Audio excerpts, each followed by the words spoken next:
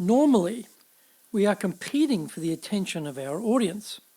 Social media has made a hell for presenters because within 2 seconds, our audience can escape to any number of other more interesting worlds. People are becoming used to multitasking, reading their Facebook feed while they're doing something else like listening to us.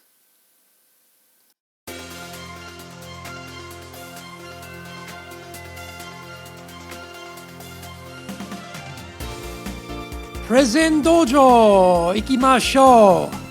This is the Presentations Japan series being broadcast from Tokyo.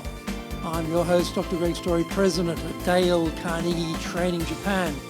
Your motivation to become a fully competent presenter has led you to this podcast. Congratulations on your commitment to be a person of persuasion. Today's show is brought to you by the High Impact Presentations course. This is the gold standard for presentations training. Doing this course will transform your career and life.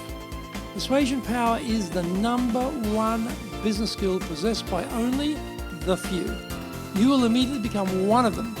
Host the High Impact Presentations course in-house or come to our public programs. If you want to master presenting, then contact me at greg.story@dalecarnegie.com. That's greg.story, STORY @dalecarnegie.com. Also, over at japan.dalecarnegie.com, we have assembled an outstanding collection of free materials to help you grow even faster. Take a look. This is episode 1 of the Presentations Japan series. Why am I doing this podcast? I've been doing another podcast for over 3 years now, up to episode 175 of the Leadership Japan series, where I cover leadership issues, I cover sales issues, and I cover presentations issues. And that particular podcast is really aimed at the leader, and it's for them to run their sales team, be the person who's running their presentations activities in the companies, either for themselves or their people. And people who listen to my podcast have said to me, you know what, it'd be really great if we just had presentations podcast just for the practitioners, just for people who have to give presentations here in Japan. Hence, I've decided to add this podcast. If you'd like to catch up on the Leadership Japan series, then it's on iTunes. You can find it there, and you may enjoy a broader variety of topics in that particular podcast. But this one, we are focused purely on presentation skills, and we are focused on the practitioner. So I hope you enjoy it. Today, we are talking about the presenter's mindset. Our mental approach to our activities determines our success.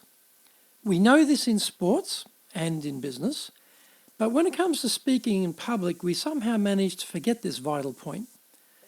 We know we have to make a presentation, so we get straight into the details and logistics without spending even a moment on our proper mindset for the activity. Given we are putting our personal and professional brand out there for all to see, you would recognize this was a fairly important opportunity to get it right. The mindset game is a critical one, especially if we are nervous about giving presentations. Confidence is paired with credibility in the presentation game, and we have to exude both. We may be very unsure, nervous, even petrified, but we must never show that side to our audience. Hesitation kills the message delivery and therefore the impact.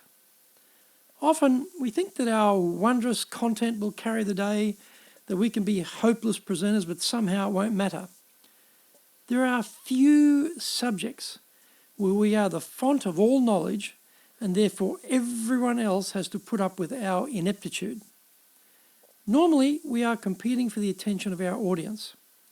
Social media has made a hell for presenters because within 2 seconds, our audience can escape to any number of other more interesting worlds. People are becoming used to multitasking, reading their Facebook feed while they're doing something else, like listening to us. We need to have a powerful faculty to compete with the wonders of the internet. A big part of our appeal is our message's worth and the delivery of that worth. Both are required. To get the right combination, we need to sell that we are confident in what we're saying and our content is valuable. This means we're able to deliver the talk without having to read the text. We can talk to key points in front of us or up on the screen. This is different from burying your head in text notes and not engaging your audience. To have the confidence to work the room while speaking means you have to know the content. You created it or adjusted what someone else put together for you. Start with a powerful opening. Include the key message captured in your conclusion. Isolate out 3 to 5 key points, so make your argument and support that with evidence. Design both your first close and your second close for after the Q&A. You've managed your schedule well so that there has been ample opportunity to make the practice time for delivery. People who are spending all their time on making the slides forget they have to reverse the delivery for an audience. They usually prefer to practice on their audiences, then wonder why the whole thing was very flat with no engagement of their audience. In the weeks leading up to the talk, we are thinking about what we want to say and how we might say it. We are combing the media and books for juicy quotes and examples to back up what we are saying. We are playing it out in our mind's eye. During this mental imagining, we see ourselves as very confident and successful. We are predicting our success by seeing it before we even do it. We are seeing the audience nodding and agreeing with what we say. We can see ourselves enjoying the moment and feeling in full control. When we have rehearsed, we know the timing, the cadence of the talk. We know where to pause, which words to hit harder than others to emphasize our key points. We are confident on the flow of our talk, and with this knowledge, we can now relax and enjoy the process rather than dreading it. Some action steps from today. 1. Decide you will have the right mindset for your talk. 2.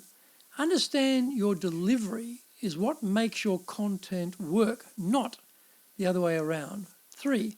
Don't read the text. Speak to your points or use a screen for your prompts. 4. Carefully design your opening, your key points, usually between 3 and 5, and your 2 closes. 5. Use mental imaging to see yourself being successful giving the talk. 6. Rehearse. Don't practice on your audience.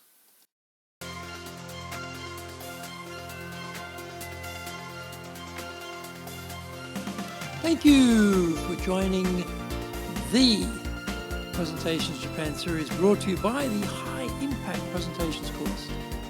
Time to get serious?